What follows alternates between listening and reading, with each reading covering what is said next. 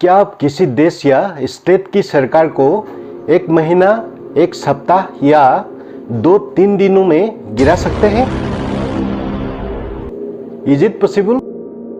जी हाँ, ये कोशिश हाल ही में किया गया था हमारे देश में।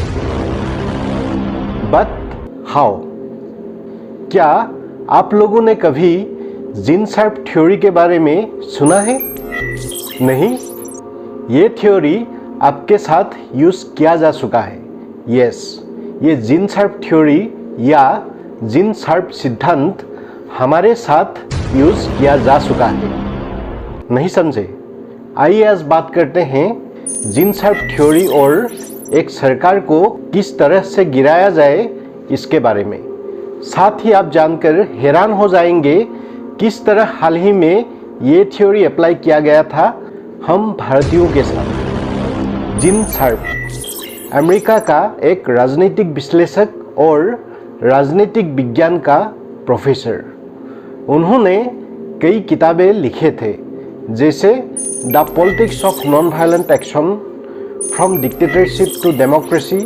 इन किताबों में लिखा गया है कुछ तरीकों के बारे में कि कैसे अहिंसक और लोकतांत्रिक तरीकों से एक सरकार को बड़े ही आसानी से गिराया जा सके। इन किताबों में लिखा हुआ तरीकों को ही एज ए होल बोला जाता है जिन शार्प थ्योरी और सिद्धांत। जिन शार्प ने महात्मा गांधी और हेनरी डेविड थोरो जैसे लोगों के ऊपर रिसर्च करके इन तरीकों को निकाले थे, जिससे किसी भी सिस्टम को हिलाया जा सके।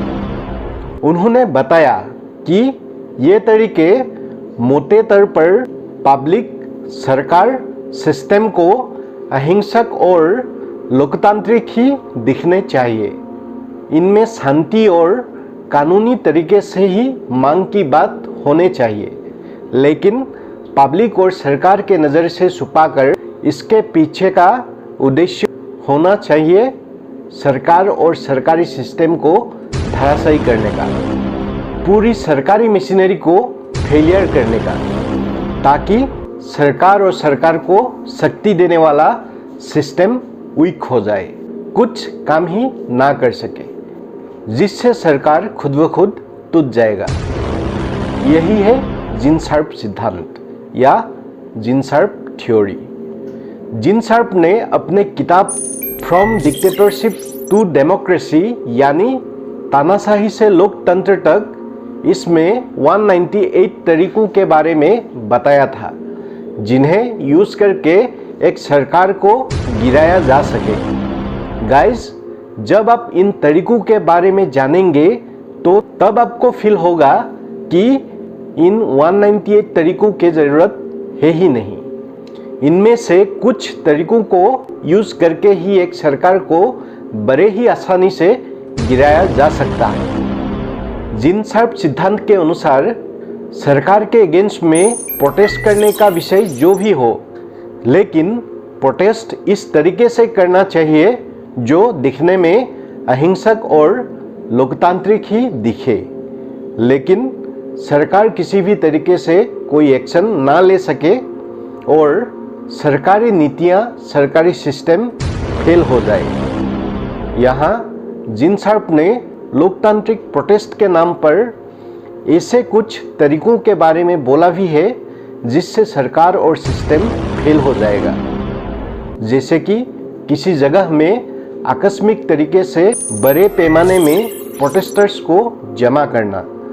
जब वहाँ पुलिस और सुरक्षा बल आए तो अपने ही पुलिस और सुरक्षा बलों पर पत्थर फेंको, सभी रास्तों को तोड़ दो, बर्बाद कर दो, ताकि इन अत्याचारों को कंट्रोल करने के लिए बाहर से और कोई पहुंच ही ना सके।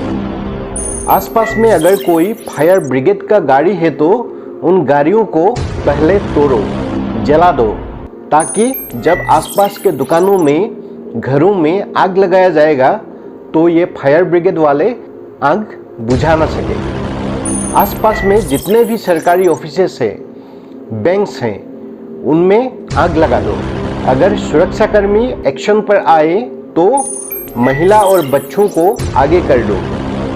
पेड मीडिया के थ्रू ये पब्लिसिटी करवाओ कि सरकारी सिस्टम प्रोटेस्टर्स के ऊपर अत्याचार कर रहे हैं। फेक न्यूज़ के जरिए लोगों को और सरकार के खिलाफ भड़काओ। क्या आप लोगों को नहीं लगता ऐसा कुछ हाल ही में हमारे देश में कहीं हुआ है? यस, दिल्ली में।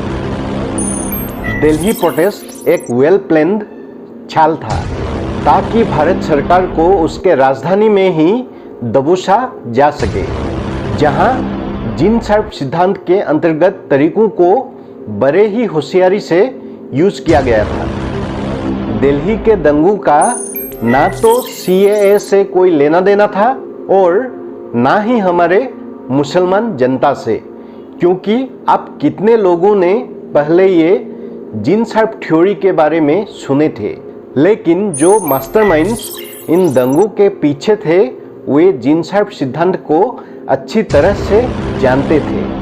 उन्होंने CAA के नाम पर देश के मुसलमानों के मन में नागरिकता को लेकर डर का माहौल बनाया। फिर CAA प्रोटेस्ट के नाम पर पब्लिक गैदरिंग करके उन्हें भड़काया गया, जिनमें कई युवा भाग गए और दंगे शुरू हो गए।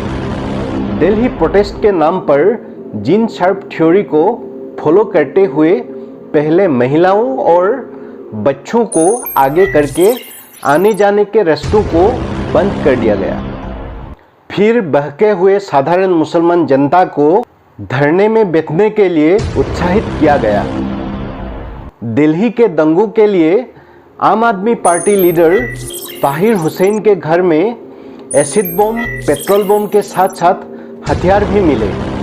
अगर ये दंगे पूर्व परिकल्पित नहीं थे तो इतने तैयारी कैसे? जिस तरह प्रोटेस्ट के नाम पर पुलिस सुरक्षा बलों के ऊपर एसिड बम, पेट्रोल बम से अटैक करने का प्लानिंग किया गया था, ये तरीका किसके बताया हुआ है? यस, जिन सर्प थ्योरी। इस थ्योरी को इजिप्ट कायरो के तहरीर स्क्वायर में यूज किया गया था। यहाँ तहरीर स्क्वायर में लाखों लोग जमा हो जाते हैं और सरकार को जकड़ने का प्रयास करते हैं। सरकारी सिस्टम फेल हो जाते हैं और प्रेसिडेंट होस्नी मुबारक को रिजाइन देना पड़ा था।